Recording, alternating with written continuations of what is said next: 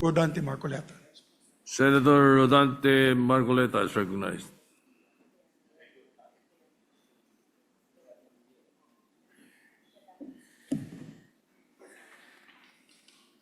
Mr. President, esteemed colleagues, we're gathered today as part of our solemn duty to uplift and protect the welfare of our people by ensuring that this 2026 budget will be a million light years away from the controversial 2025 General Appropriations Act, tagged as the most corrupt, the most scandalous, and the most anomalous budget the Philippines has ever had in years.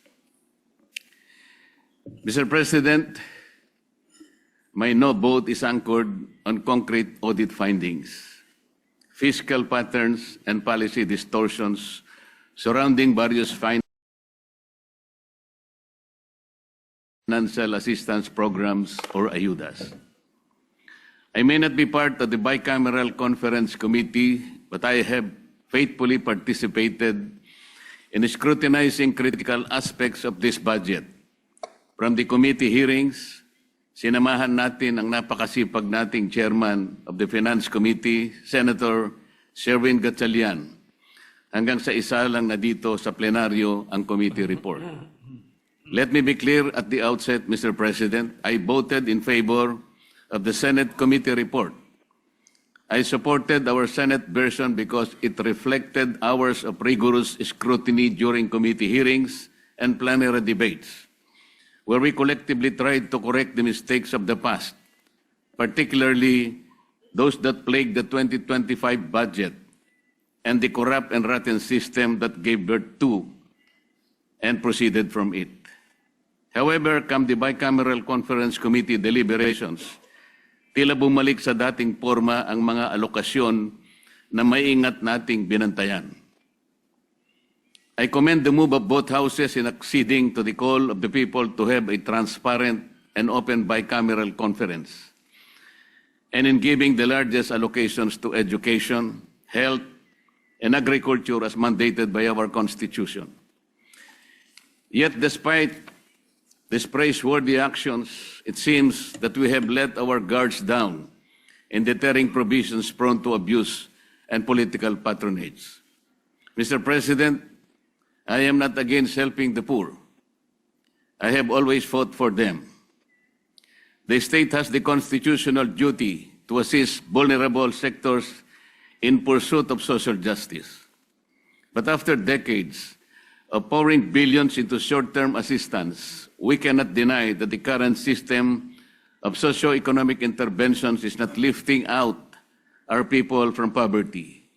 It is merely managing it, and poorly at that. From the start, I have repeatedly expressed my position on the proliferation of ayuda programs. No matter how noble our intentions are, Mr. President, the outcomes fall short of what we envision. After years of pouring billions into short-term assistance, the hard truth remains. The lives of our people are not improving. Worse, the number of Filipino families who consider themselves poor continue to rise. The data are unmistakable, Mr. President. The September 2025 Social Weather Station survey revealed that 50% or at least 14.2 million Filipino families consider themselves poor, 1% higher than the 49% previously recorded just 3 months earlier. In 2024, the annual average for self-rated poor families stood at 57%, while both 2023 and 2022, the average was 48%. Even more alarming, as of November 5, 2025, about 22% of Filipino families experience involuntary hunger, going hungry with nothing to eat, at least once in the past 3 months, the highest level recorded since 1998 outside the pandemic. Mr. President, these are not abstract statistics.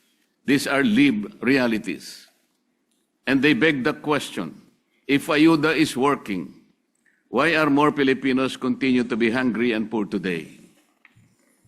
AIX, MAIFIF, tupad. Samut-sari na ang naimbentong dagdag na listahan ng mga ayuda. Iba't ibang termino rin ang nagagamit. Ngunit patuloy lamang itong naaabuso at nagagamit pampolitika. At hindi ito haka-haka lamang, Mr. President. Ang Commission on Audit na mismo ang nagsabi, noong 2024 COA Audit Report, binatikos ang 4.157 milyong AIX disbursements na inilabas kahit kulang ang mga dokumento. Ilang DSWD field officers din ang nag-ulat ng mababang utilization rates, non-compliance sa payment schedules at weak validation ng mga beneficiaries, creating serious risks of overestimated targets and improperly screened recipients.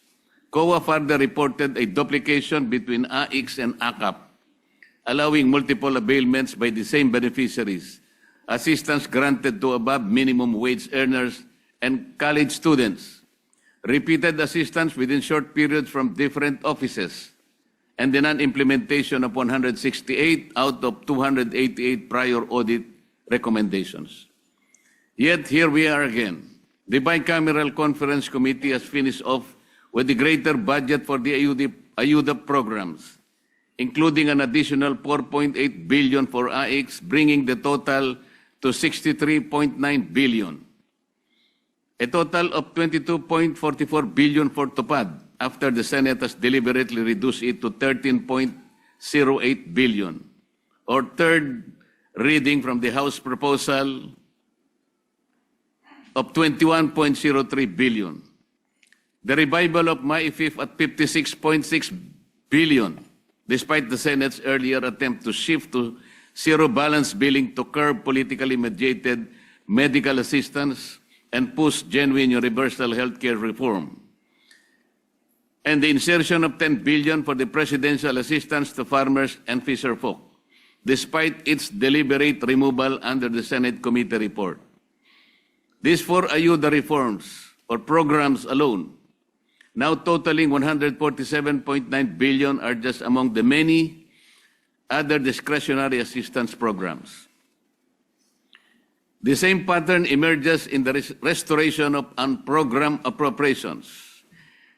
After initial assurances that these standby funds would be scaled back, the Bicameral Committee reversed its course and restored unprogrammed appropriations to 243.4 billion, even higher than the House-approved level, as far above the Senate's reduced version of 174.55 billion.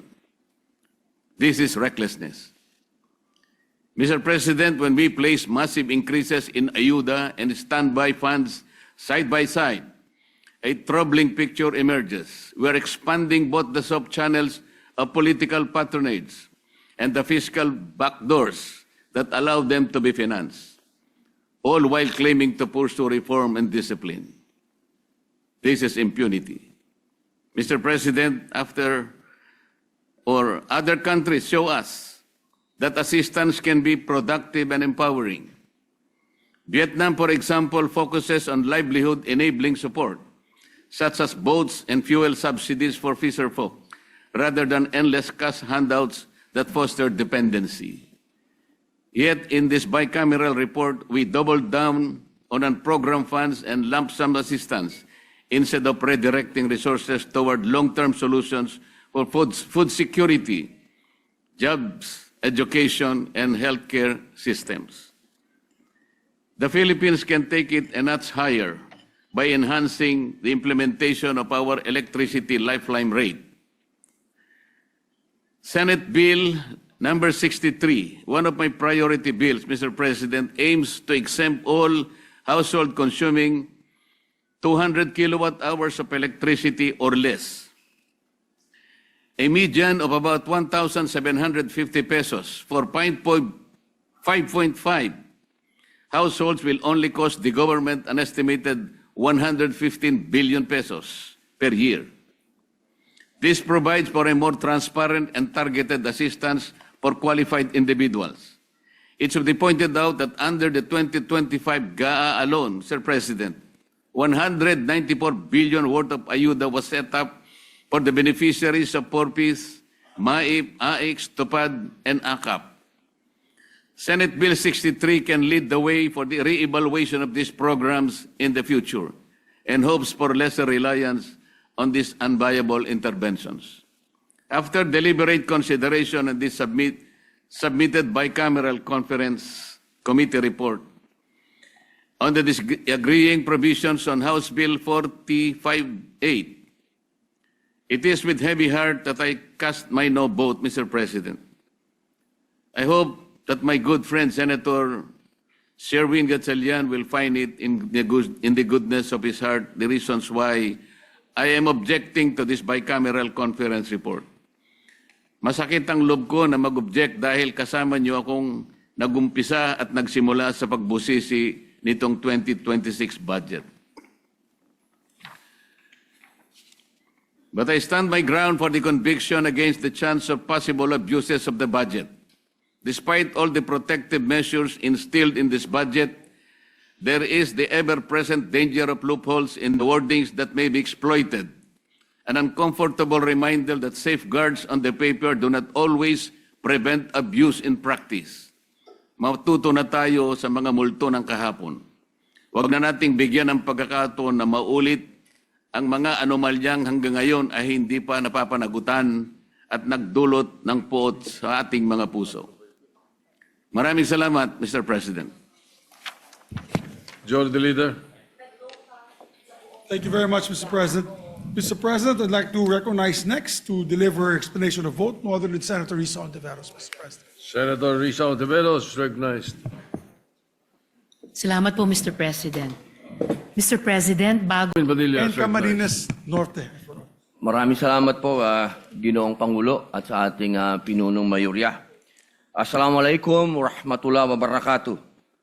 Ginoong Pangulo at sa ating pong mga iginagalang na senador, nagpapasalamat po ako unang-una sa ating liderato, kabilang na po sa ating Senate President Vicente Soto, sa ating pong Senate President Pro Tempore Ping Lacson, sa ating pong Majority Leader Mig Subiri, at sa lahat po ng mga namumuno sa ating liderato. Lalong-lalo na po kay Senador Win Gatchalian bilang Chair ng Finance Committee. Sa loob po ng aking 3 taon dito, masasabi ko pong siya ang pinakamagaling, pinakamahigpit, pinakamaingat, at masigasig na tumayo bilang finance chairman po natin. At ako po'y nagpapasalamat sa liderato sa pagsusulong ng mga inisyatiba para sa mas malinaw at transparent na proseso ng budget ngayong taon. Taus-puso rin po ako nagpapasalamat na naipasa ang aking mga isinulong na karagdagang pondo sa NCIP, NCMF at Supreme Court para sa pagtatatag ng mga karagdagang Sharia courts na malinaw na nagpapakita ng malasakit ng Kongreso sa mga sektor na ito ng lipunan. Gayunpaman, malinaw naman po na ako po ay nasa minorya. Kaya kami po, kasama na po si Senator Marcoleta, ay bumoboto ng no sa ratifikasyon ng BICAM report para sa House Bill number 4058 o ang General Appropriation Bill. Malaki po ang paggalang at tiwala ko sa aking mga kasamaan, ngunit meron lamang po akong mga punto na nais ihayag. Una po, sa aking pong pagtantya, ay meron pa rin pong mga hindi klarong alokasyon ng pondo, lalong-lalo na po sa ayuda. At ganun din po ang pagiging Manila-centric ng budget.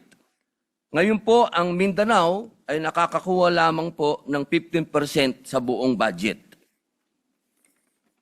Ikalawa, bagamat naipanalo po natin sa Senado ang kapakanan ng mga katutubo, ako po'y naniniwala na kulang pa rin ang pondo para sa sektor ng mga katutubong pamayanan na lagi pong pinagmumulan ng kaguluhan, ng rebelyon at terorismo. At panghuli, nitong nakaraang Pasko, Petsa 23, lumabas po ang aligasyon na di umano'y nagkaroon ng insertion ang lahat ng mga senador sa 2025 National Expenditure Program. Ang isyong ito ay naging sentro ng malawakang talakayan at nagdulot ng kawalan ng tiwala ng publiko. Dapat po nating linawin na alinsunod sa ating konstitusyon, ang proseso ng budget ay nagsisimula sa executive. Ang paghahanda ng budget o ang National Expenditure Program, na kilala rin bilang President's Budget, ay kapangyarihan ng Pangulo na ipinagkaloob ng saligang batas. Ang tungkulin at kapangyarihan ng Kongreso na binubuo ng Kamara at Senado sa paggawa ng batas para sa budget ay nagsisimula lamang matapos isubmit ng Pangulo o ng Executive ang NEP sa Kongreso, kasunod ng kanyang State of the Nation Address. Malinaw po na pagdating sa NEP, wala po dapat pangingialam ang legislation, sapagkat ito ay pawang kapangyarihan ng sangay ng Executive. Hindi ko po lubos maunawaan kung paano pong naisama ang aking pangalan sa listahan ng mga di-umunoy nagkaroon ng insertion sa pondo ng DPWH sa ilalim ng 2025 NEP o tinatawag ngayong Cabral's List. Ginoong Pangulo, napakasakit po nito sapagkat ako po sa panahon na yon ang presidente ng opposition party na sa kalagitnaan po ng kampanya at eleksyon ay nailagay po ang aking pangalan dito. Ito po ay napakasakit po para sa akin. Dagdag pa po rito, nariyan pa po ang agam-agam na maaari muling maiuwi sa kategory ng for later release ang malaking bahagi ng budget. Partikular na ang amyendang ating inihain sa bulwagang ito. Halimbawa po, sa ilalim po ng 2025 General Appropriations Act, nagkaroon po ako ng iba't ibang amyenda para sana sa mga proyektong makatutulong sa mga tao at lahat po yun ay nag-umpisa na magmula pa po noong 2023. Sana po, ay hindi na po ito may FLR pero ang balita po, yun daw pong mga hinog, kami po yun, yung oposisyon, yung mga hinog ay mga FLR uli. Kung ganito lang din po ang mangyayari, hindi ba't parang nasasayang lang ang paghihirap at pagsisikap natin sa deliberasyon? Ang FLR ay bahagi ng proseso, pero nagresulta ito ng pagkaantala sa agarang benepisyo para sa mga nangangailangan nating kababayan, lalong-lalo na po yung nag-umpisa ng mga proyekto. Ang deliberasyon at pag-aproba ng pambansang budget ay isang malaking responsibilidad ng legislation na hindi dapat pinababayaan. Huwag sana nating hayaan na ang reputasyon ng Senado at ng buong institusyon ng Kongreso ay masira dahil sa pagkakaroon ng mga aligasyon at kontrobersya. Kung ang mga ito ay hindi tutugunan at itatama, mababaliwala ang maraming buwan, mahahabang araw at gabi na ipinuyat at ginugol ni Senator Win Gatchalian upang busisiin ang budget ng bawat ahensya ng gobyerno. Nais ko din pong kunin ang pagkakataon na ito upang ipahayag ang aking mungkahi para sa 2027 budget upang maiwasan ng anumang iskandalo. Una, marahil ay napapanahon na upang makonsidera ang pag-amyenda ng ating saligang batas. Naway maisang alang-alang ng ating kasama, Senador Kiko Pangilinan bilang tagapangulo ng Committee on Constitutional Amendments and Revision of Codes, ang pag-update sa mga probisyon ng konstitusyon, lalo na po patungkol sa kapangyarihan ng legislation sa pag-amyenda ng budget. Baka maaring pag-aralan kung nararapat nating alisin ang kapangyarihan ng legislatura na mag-amyenda ng budget dahil nakita nating madali itong maabuso ng mga gahamang nasa pwesto o di kaya patibayin ang mga limitasyon sa kapangyarihang ito. Pangalawa, batid ko pong matagal na proseso ang pag-amyenda ng saligang batas dahil sa usapin ng voting jointly at voting separately.